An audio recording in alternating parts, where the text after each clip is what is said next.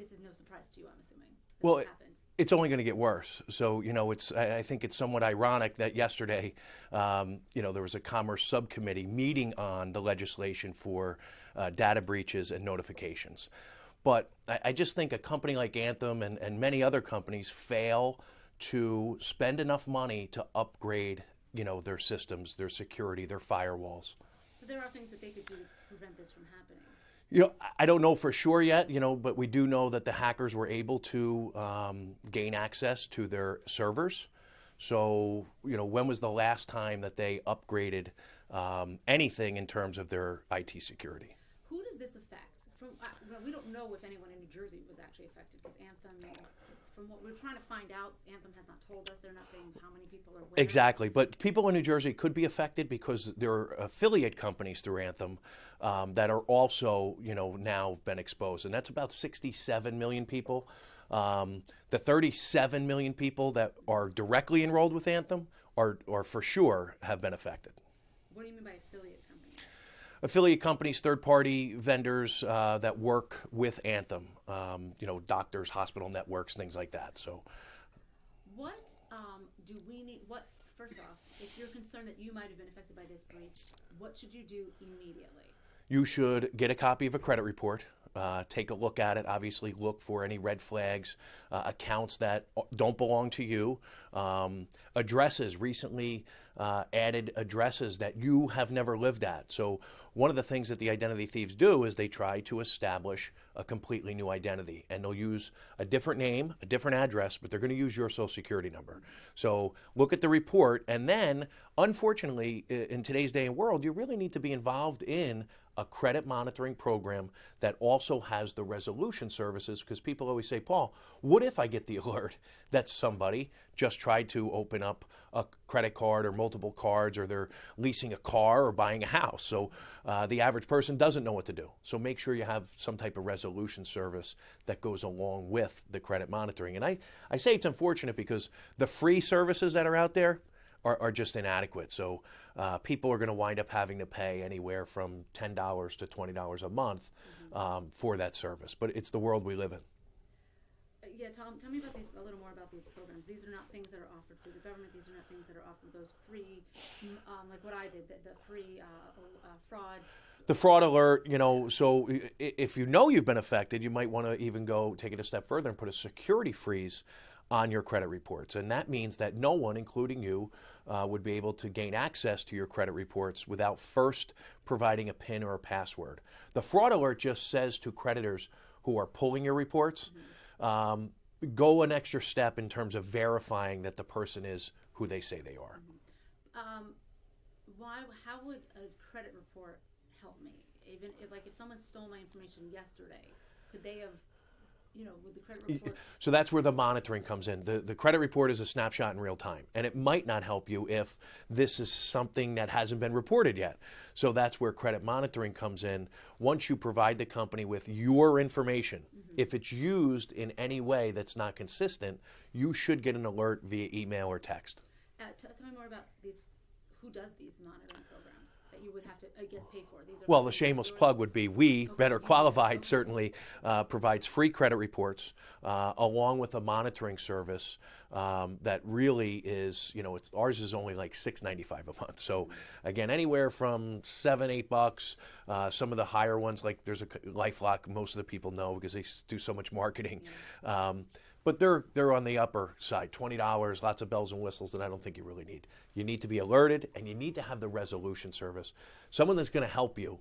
If someone's opened up the reports, what do I do? Well, you need to file a police report, and you need to contact the creditors. And, the average person spends about 2 years trying to undo what the identity thieves have done.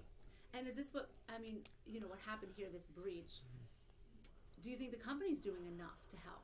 Do you think? No, I think one of the things that I try and champion, and the things that we talk about, are all of the companies thus far, in my opinion, have fallen short in notifying the clients, customers on time, and then don't just provide a one bureau credit report. There's 3 bureaus, and so for that very reason, they need a 3 bureau credit monitoring solution and service. And how about letting them know They stole your email, Marcy, so be on the lookout for phishing emails that look like they're going to come from Anthem. And we know from Target and Neiman Marcus and Chase that the identity thieves emailed their clients, and people gave even more of their personal information because they weren't made aware that these phishing emails are going to come. They have your phone number. So be on the lookout for phone calls. How you doing? This is Paul Oster from Anthem. Listen, we're just checking on our customers to make sure you're okay. Can you please verify with us your social security number, bank account information? It goes on and on. And people are in panic mode. Maybe they're rushing to work. They got a kid crying. And all of a sudden they give this information. And then it really becomes a bad situation.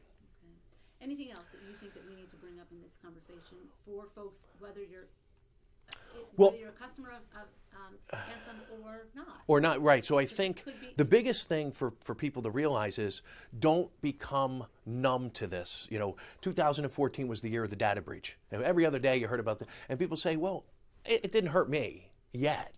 So what they need to realize is that the information is on the black market. It's being sold on the dark web.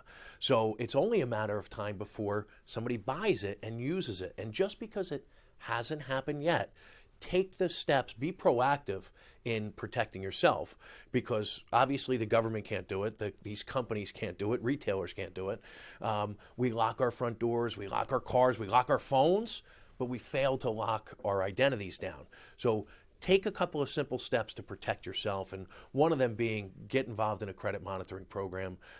Identity theft is the fastest growing crime, and it's going to continue to be that way because of our dependence on doing everything over the internet. So a monitoring program, any other thing? I mean, I guess keep an eye on your account, whether it's your checking account. I'm assuming absolutely. You can call and have all of your account numbers changed. You don't have to close accounts and get new accounts, but have the account numbers changed. Change your PINs and passwords. And I say, this is my job. I preach this every day, and people don't do it. They hear it and they go, oh, but it's an inconvenience. But if you don't do it, believe me, it's a far bigger inconvenience if you become a victim of identity theft. So change your PINs and passwords, change your account numbers.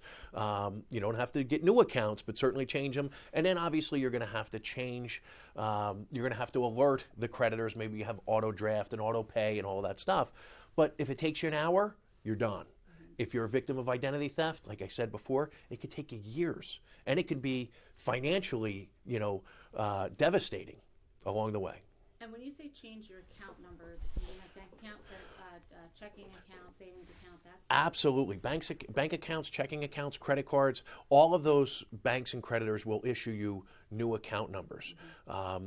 And here's the thing, it's kind of related to it, but everyone has debit cards now. But when you go to the store, the default is for you to use it as a debit card because the retailer pays less money to process that transaction. Ask to use it as a credit card.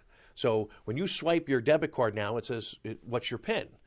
No, cancel it out and say, I want to use it as a credit card, because you're afforded some more protections as opposed to a debit card that's linked directly to your checking and savings. So if they get that information, now they can backtrack into your checking account and savings account.